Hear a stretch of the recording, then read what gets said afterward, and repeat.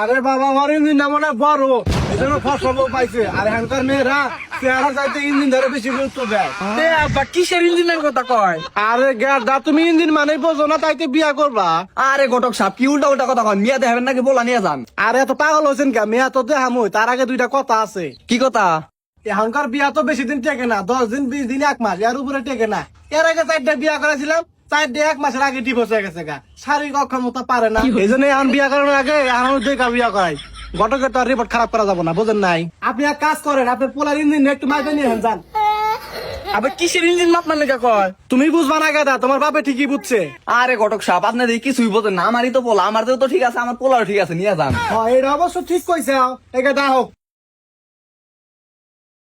গাদা, আমি কত হইলো কি তুমি মেয়েটারে ঘরের ভাবে দেখবা না আড়া ভাবে দেখবা? আমি একবার বিয়া করে নিয়ে যাম। না আজকাল তো বিয়ে হবো না, গয়নাঘাটি মিলে না, আর মেলা কত আছে।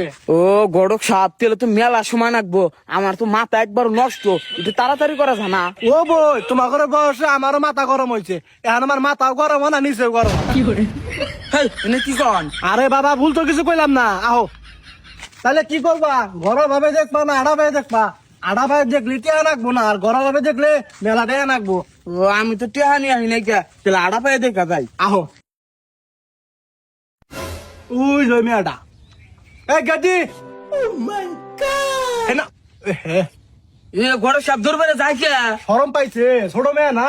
ও ঘটক সাহেব তাহলে মেয়াটা কেমন? আরে বাবা মেয়াটা 100-তে 100, কোনো রিপোর্ট নাই, ক্লাস 5-এ পড়ে মাত্র, ছোট্ট মানুষ। প্রেম প্রীতি তেমন একটা বোঝে না, খালি 2 জায়গায় ধরা পড়ছিল আর একটা বাচ্চা ফালাই দিছে। কি হয় আবার ভালো আছে।